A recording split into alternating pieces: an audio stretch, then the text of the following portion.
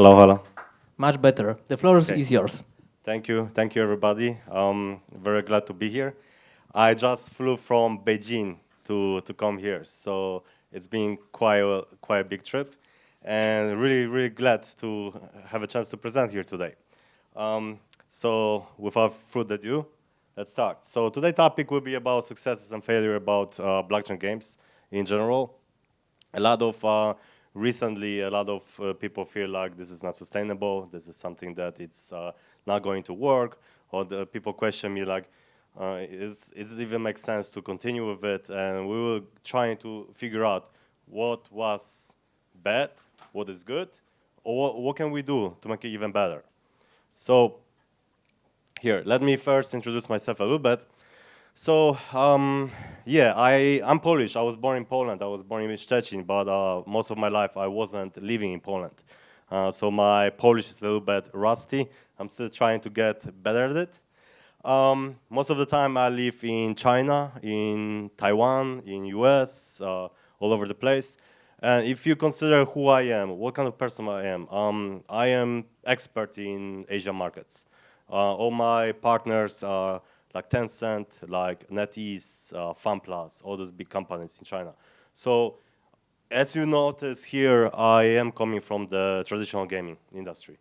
I've been doing traditional gaming for a very long time, and recently, couple years, I've been more and more involved in blockchain as a passion, and now full time since I started P12. So it's a metaverse consultancy. It's over $1 billion valuation project coming out from China.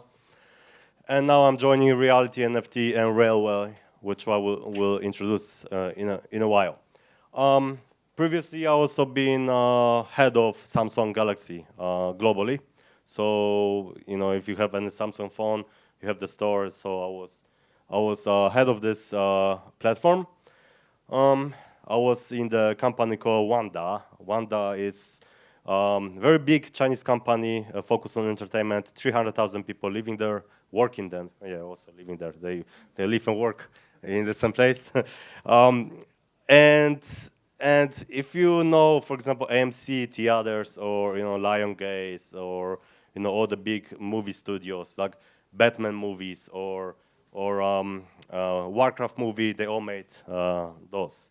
They are the biggest cinema chain in the world as well. So yeah, pretty much everything else is still games. For me, my first game was in 1989. My parents gave me the Pegasus back then on my, I think, first birthday, and I got the cartridge like 100 games in one. So the first one was Contra. So that was the game that I played first. But my favorite game of all time is World of Warcraft.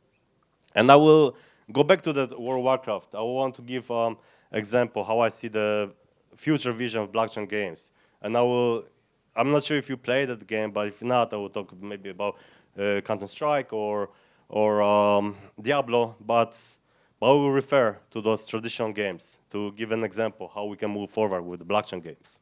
So now that's it about me. I can be a bit talkative, so you can rush me if I bore you to death. So first, let's talk about trends in games and what are the blockchain game? What a GameFi? What's NFT? What's play to earn? What's P2E? Like I can throw so many things, and I'm aware a lot of people don't know that. If I go to, for example, to outside there and to another hall, and I mention these things, people like look at me like I'm high or something. So let me go here. We have been playing games for over 30 years in the same way, always. First, desktop and console, and you just go on Steam and buy a game. And before there was a Steam, we go to the a shop, we buy the box, and we got a CD or the drive, and that's it. Then the DLC came out, which helped us extend the game. And then subscription, if you have like MMORPG games. Then in 2007, 8, iPhone 3 came out, and Rovio, and then we have a G3 era of the telecommunication, and we have Angry Birds suddenly, and this is when what we know of today modern mobile games, it came in 2008 with this technology release. And of course, back then it was a premium game only because nobody knows what's the free to play. But over time, as people, start better and better monetization, they start to working on the play to earn, in-app purchases, advertising, and there's so many other ways to monetize the game, like fill up the survey and stuff like this. But that's for mobile games. And then we have tabletop games, like for example, Monopoly game. You buy a game, you play with friends at home, and sometimes you collect different rare cards. So this is a single purchase, and you collect collectibles.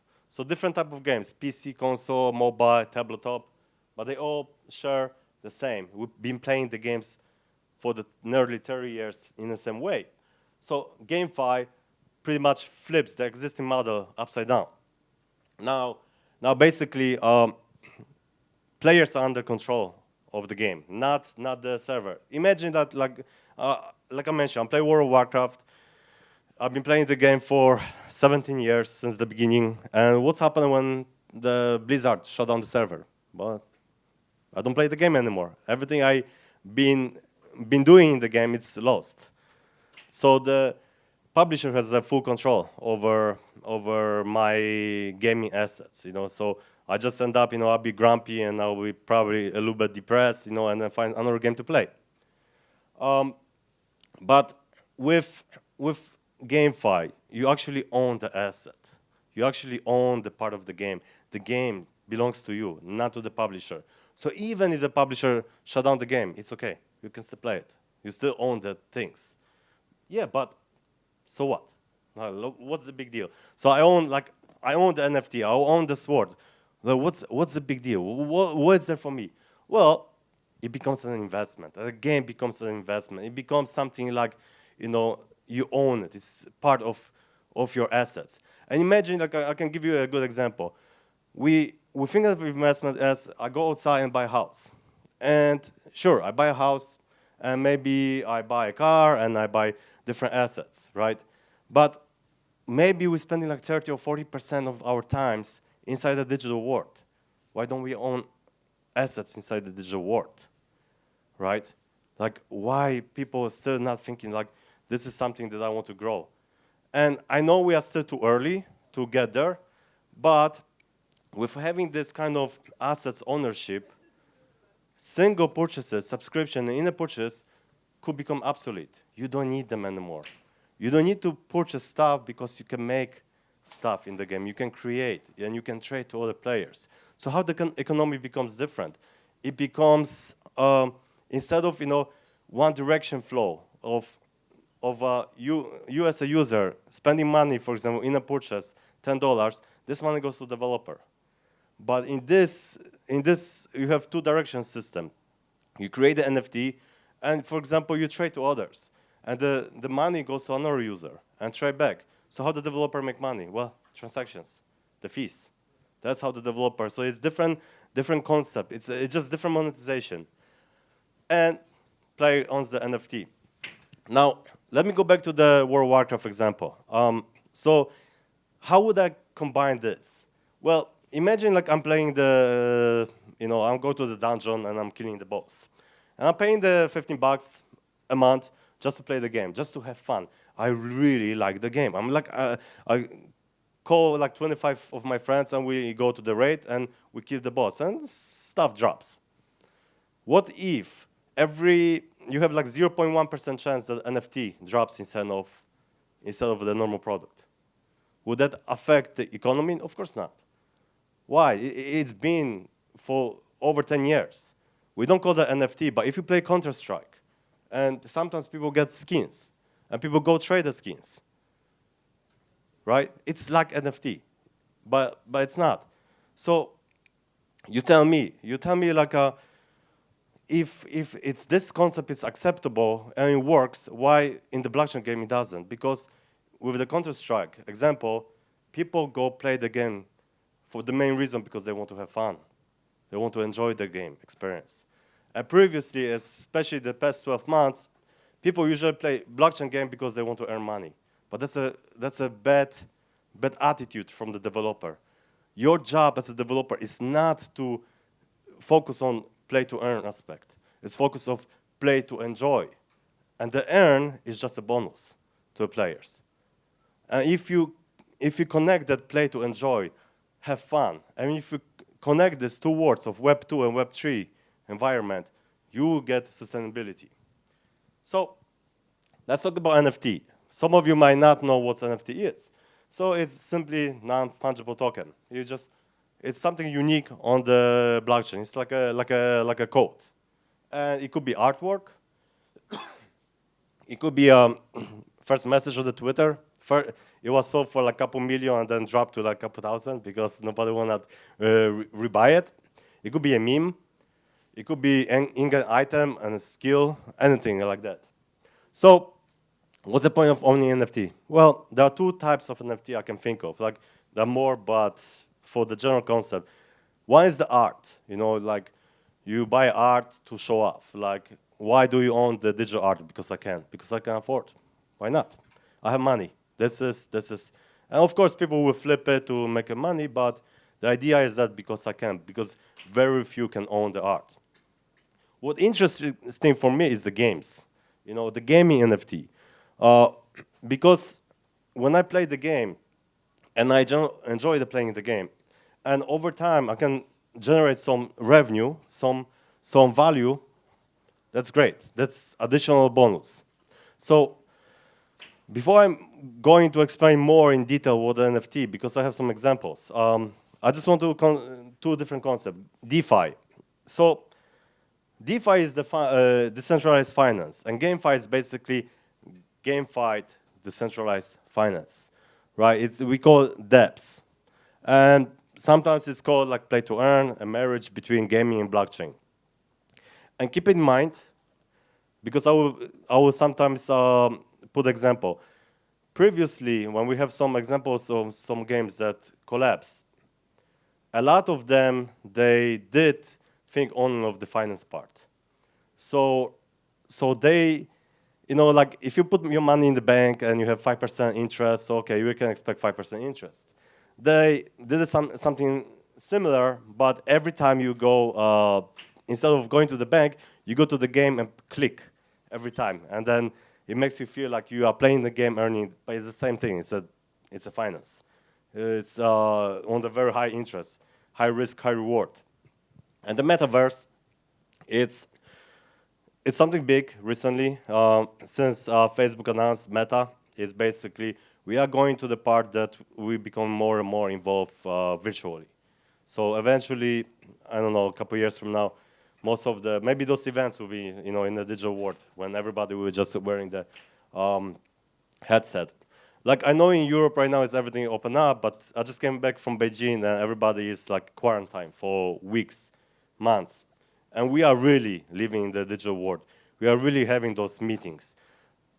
Zoom is kind of a meeting, like a kind of the virtual world. But it's going to be even more when people actually become avatars and become part of, you know, and everybody wants to be unique. Like, why would I spend $5,000 on the different skin on Counter-Strike? Because I can and because I want to look cool.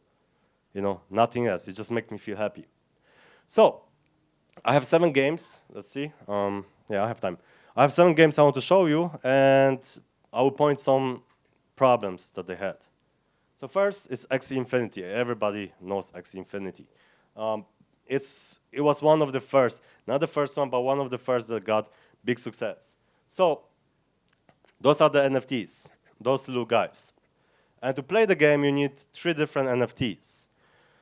Once you collect those 3 NFTs, you set up a team and you start playing against other players. And if you are, you know, more progressed, you can buy different objects.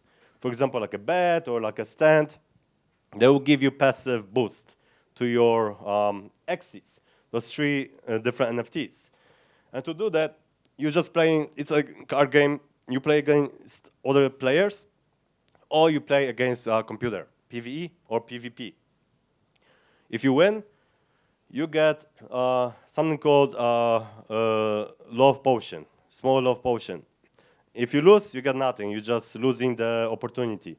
And you can like play maybe like 20 times, from 20 to 60 times a day. So the idea was that people, as long as more and more people were joining the game, the value of the token was going up because there's a demand is higher than supply. But what happened when no more players joining? Well, that's the problem. That's the problem of the sustainability. So we have here, I'm not sure people on the back. So I read it. So at the peak, the price was of the XC token was 160 US. When the game started, the token was 15 cents. So we are talking about 1,000x in a couple months. So it was a really great investment for the time being. But what happened now? We have a bear market, and it dropped to $20. It's still doing okay, but the problem with X Infinity, think about this as infinite token supply. They keep printing more tokens. And what happens when you keep printing? It's inflation. It's just like real money, you know. We keep printing Polish dollar, Polish zloty or US dollar, you know, the value of the money becomes less and less. And it becomes to the point that people go to play the X Infinity and they're like, I'm not making any money. I spend more money on the gas fees than I earn in the game. So people live in the game. And when people live in the game, demand becomes less and less. That's like over the sustainability. Because the token doesn't grow on the tree. The token has to come from somewhere. If you are lack of token or you have an infinite supply of token, the value, of course, will go down. Unless you pump more and more players. So it's not sustainable. It cannot be. Another project is Cryptomines. Not sure if anybody played that, but it was pretty hot around October, November of last year. So I pressed something. Yeah. Okay. Thank you. So this is like very funny game because the whole game was basically you mint a spaceship, you mint a worker, and you combine them into a fleet. And once you combine them into the fleet, you can either sell them on the marketplace or click once a day, once every 24 hours to have a chance of winning some rewards. Like, for example, here, 40% to win like 1 Ethereum. That game token was selling up to 800 US at one point. It was unbelievable. The game made Binance chain crash. The Binance had to do emergency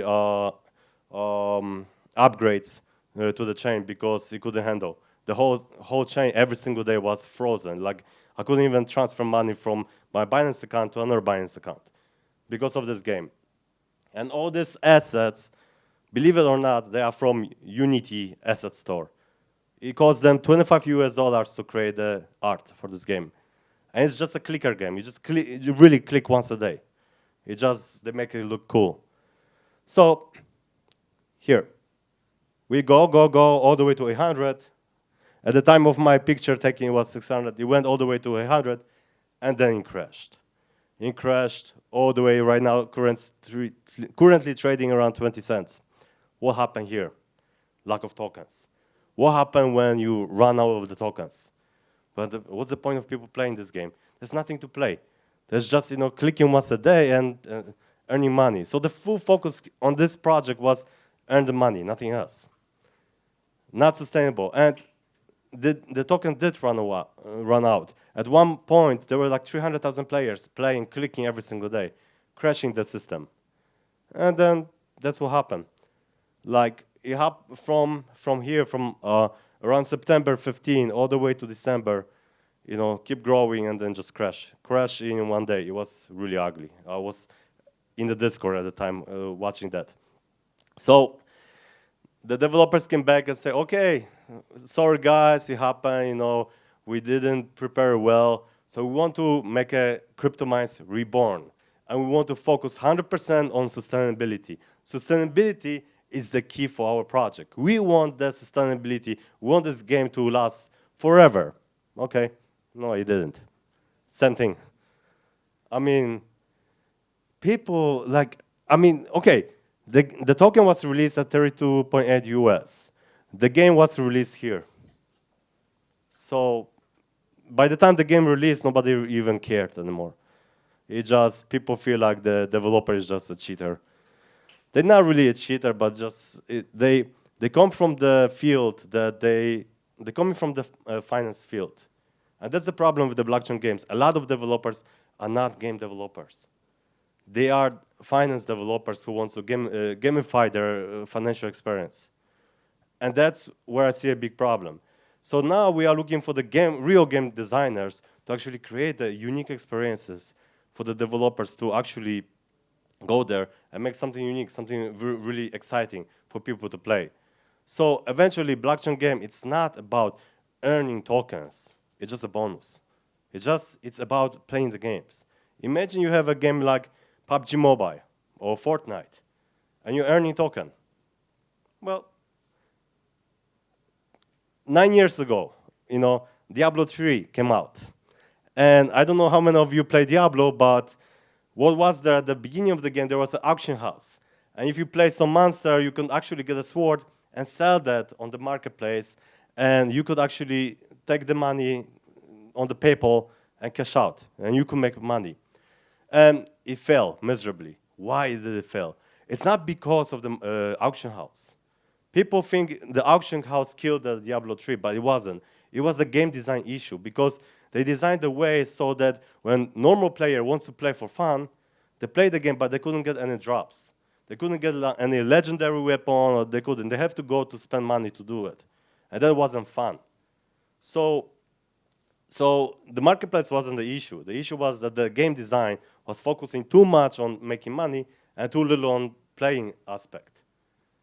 And that's what happened right here. Another one, BAM Crypto. So another huge project. It was the #1 game on the Binance chain. And Bomberman. It's really a Bomberman. If you played that in 30 years ago, you will play the game. But the funny thing about this is that you don't play the game, you just watch it.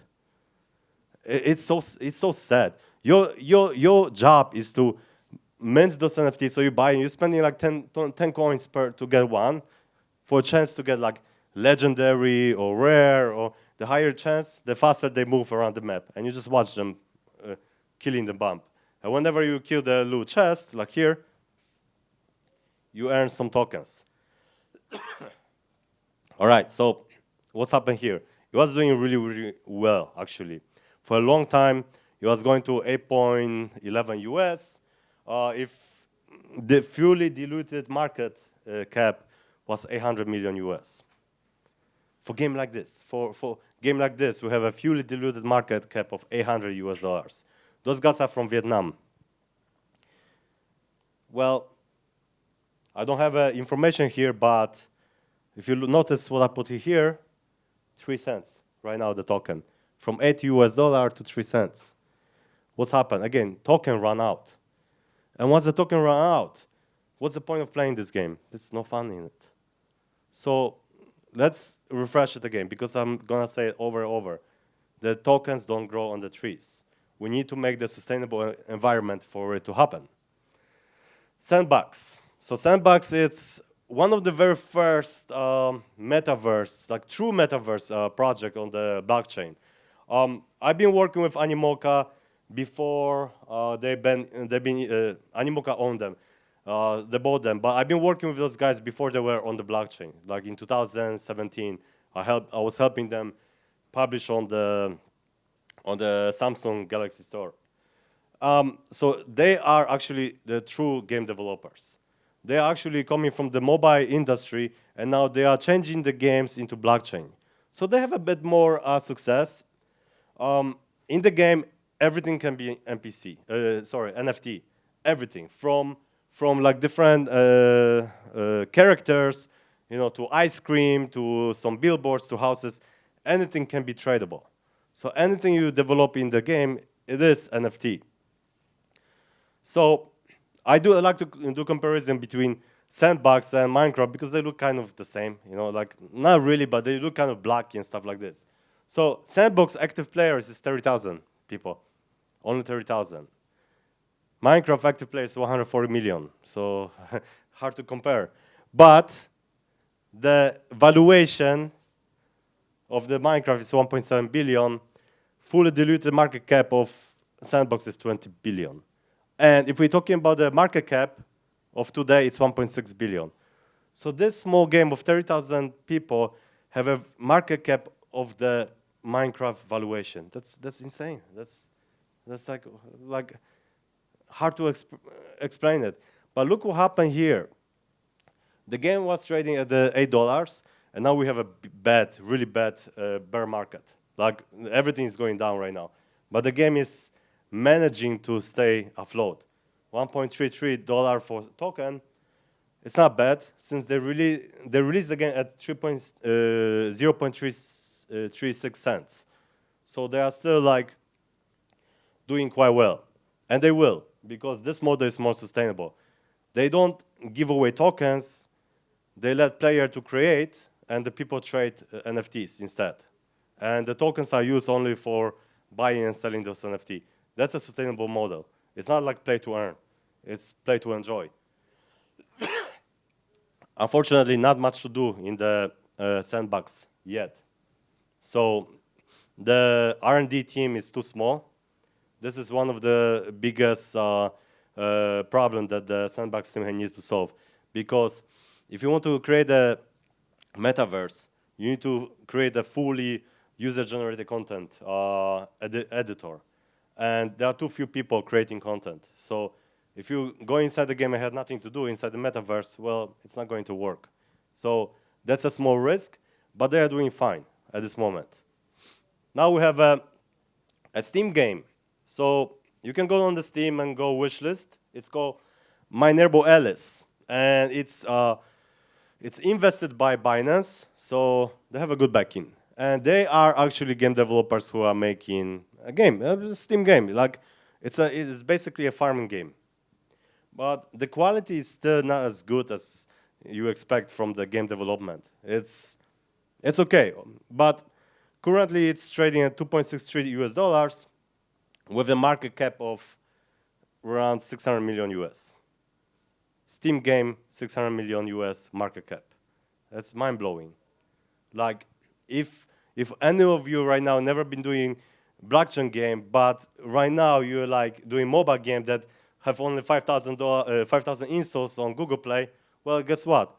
Learn how to do contracts. Because chances are you'll be the first to enter. Your chances are you will success, you will go big. That's the suggestion I can give to you. Gala Games. So this is another example of a very big company, Zynga. Zynga is huge in the mobile industry. And co-founder of Zynga opened Gala Games. And this is the first GameFi platform that opened by like a major game company. But they make the same mistake over and over again.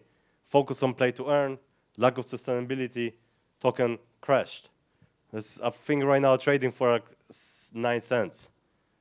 That's the problem that we need to solve, right? Like, we know what the problem is. That's the sustainability.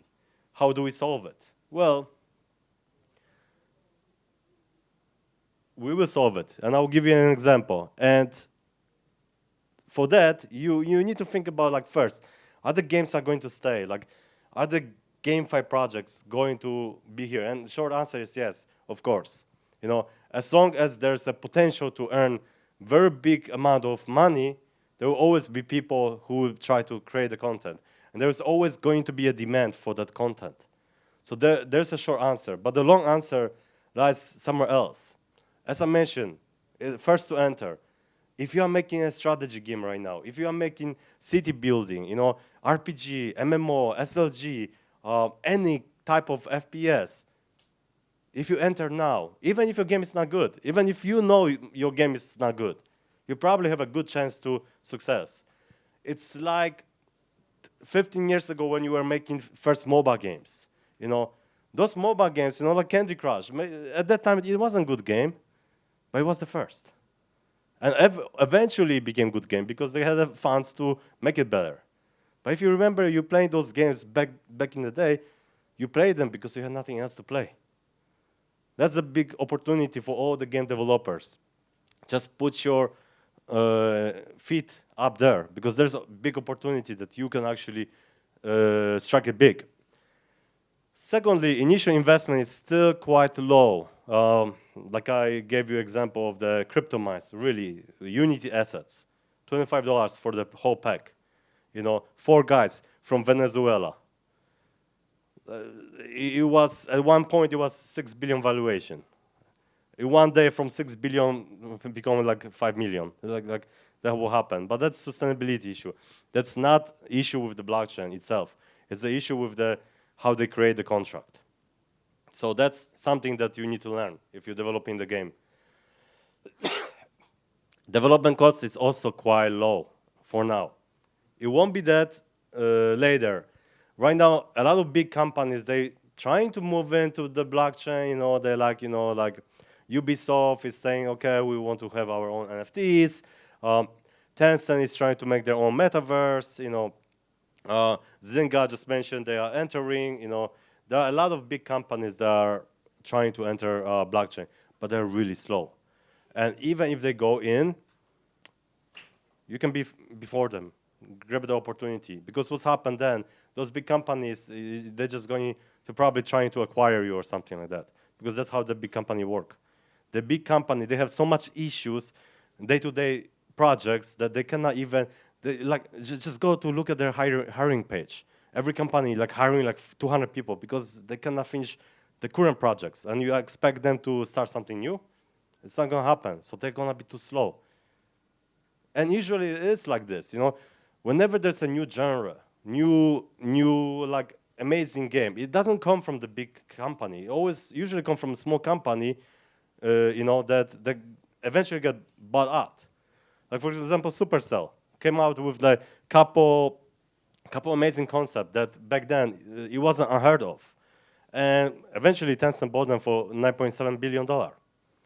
So small developers are the ones who moving the trend. Big developers are the ones who funding them. And it's always going to be like that. So that's, for the small developers, that's an opportunity for you to give it a try.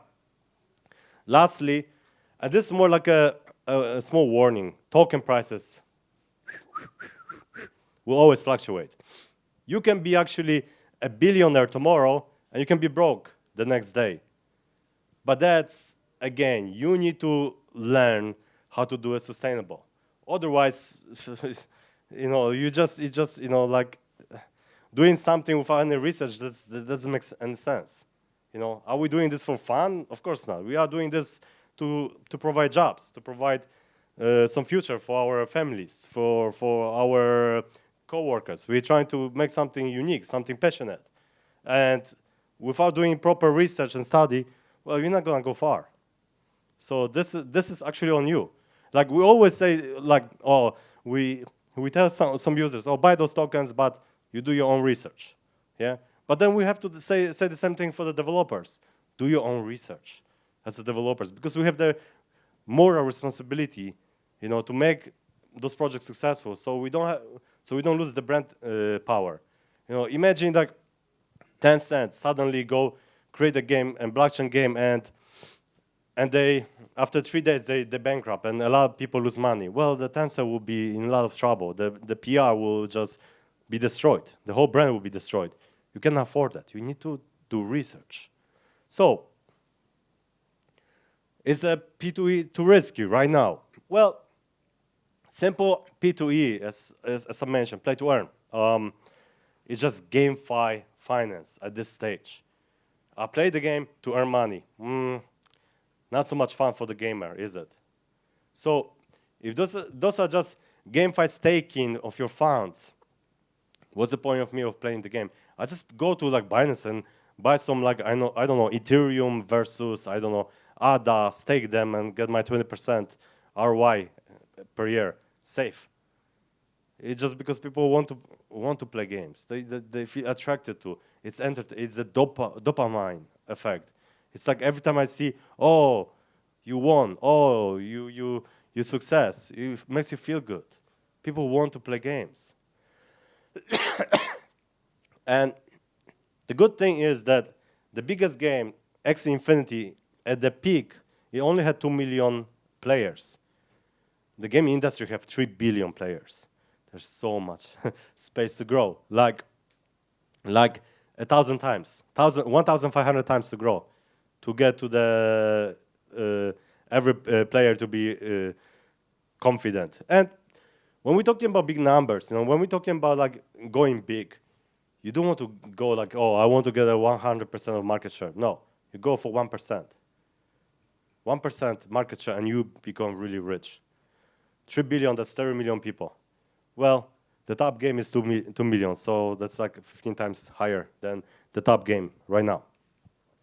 Lastly, evolving the game. So just like a mobile game, like when we add new content, we get new missions, new ways to earn, stuff like this. But this doesn't solve the problem of sustainability. It will help your reward pool stay healthy, but just for now. Eventually, we'll run out. Eventually, there will be no tokens left. So, to improve this, strong economic changes need to be made to make the system sustainable. Just improving the game as it is with the previous ways of thinking of the sustainability, it's not going to solve the problem. You need to flip the whole thing. We need to create sustainable environment first before we actually go and say, people, you can play the game and earn some tokens. Otherwise, you're going to be creating a game for 3-4 months, and then the game going to be alive for 1 week, and then it's gone. It's not going to work that way. Okay, so how to make the GameFi sustainable? That's a question. And I will give you an example of Reality NFT, what they are doing. It's kind of interesting. And I will, P12. I mentioned the company P12 because I do consulting there.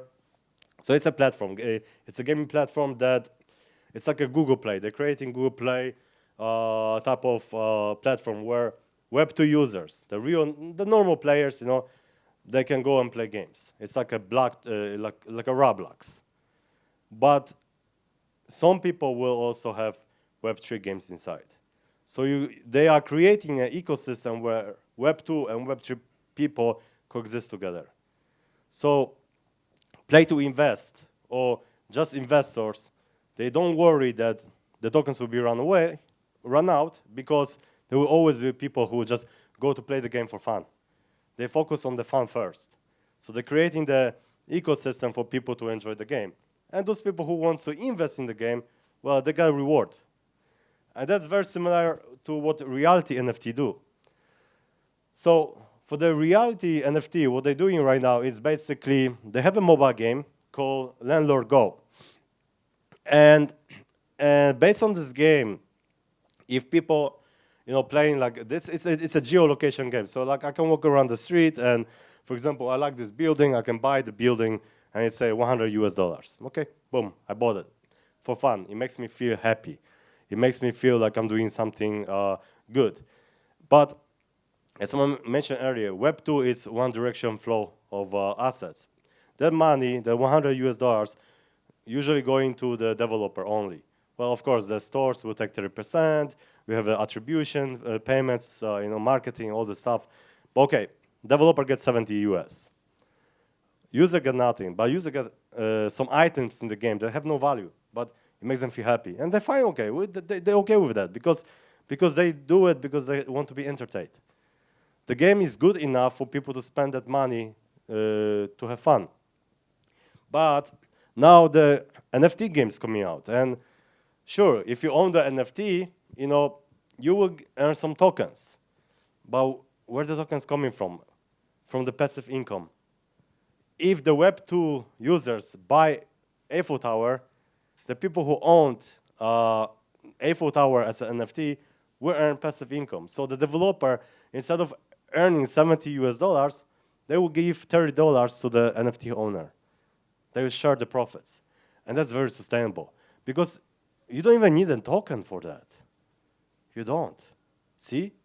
Like, you just need NFT.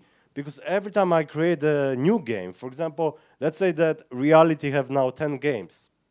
10 games based on the Eiffel Tower. And every time somebody interact with the building, people who own the NFT version of the game will earn something. And that's very sustainable. That's the sustainability what I'm talking about when you connect Web 2 and Web 3 users to coexist together. And that's the right way to do it. We're creating the games for the sake of the entertainment, for the sake of entertaining the people, not to earn money. You know, I know a lot of people dreaming about, oh, I just want to stay home and make money at home and playing games. Well, yeah, but there are people like this. There are YouTubers. They are influencers, right?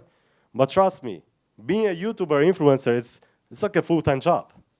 It's not as fun as you think. You know, oh, I'm just talking on the microphone and playing game. No, they need to edit those videos. They need to prepare. They need to do research.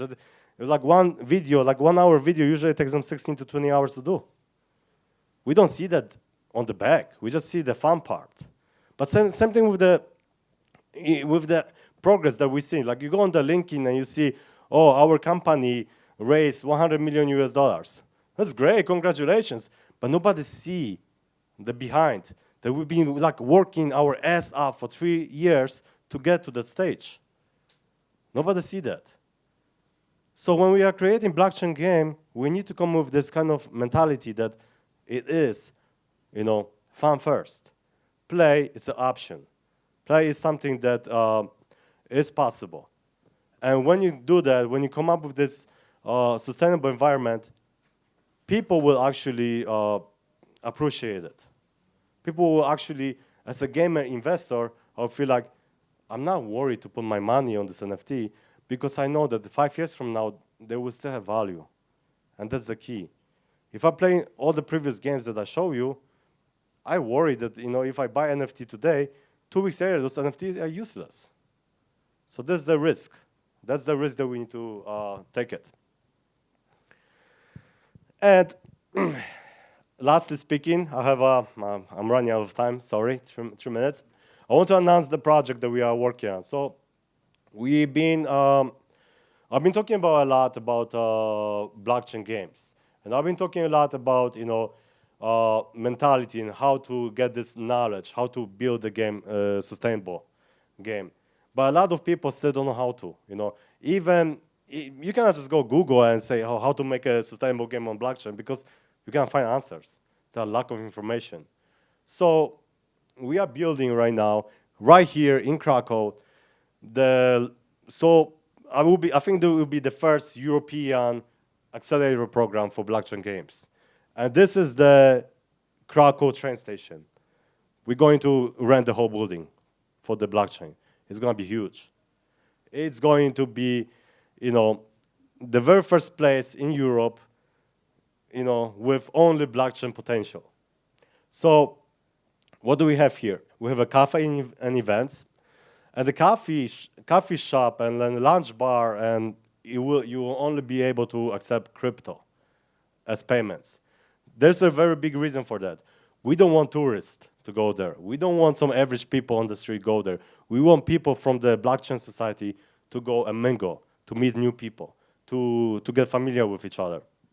And the events. Every week, we bring the famous speakers to do education. The second part will be accelerator and co-working programs. So as you can see here, you can get 50K, you know, to make your dream come true. Come join the accelerator program, you know. Fill up the Google Sheets, Google Docs documents, and, you know, get a chance to be part of that. And then we have an AR lab for more NFT creations. This project is coming, and it will be the first Web 3.0 in Europe.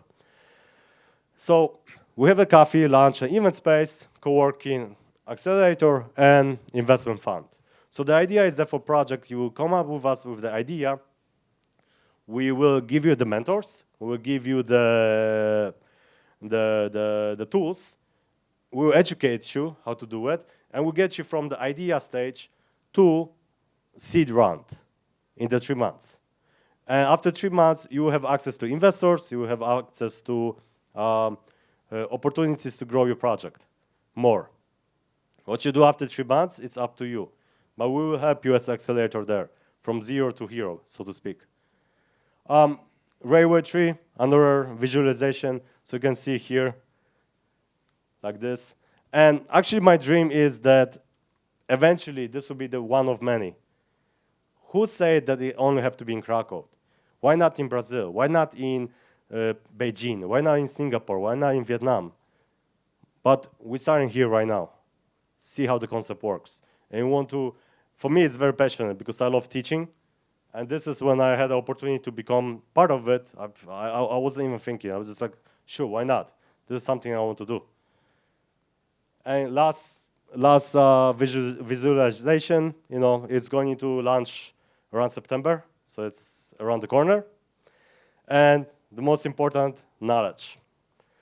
Sure, you will have access to investors, you will have access to speakers, everything, but I think knowledge is the most important. Because there are people that are very successful in blockchain, they don't need jobs anymore, they already make their millions. And there are everybody else. So we are trying to connect the bridge to make this accessible to everybody. Thank you very much.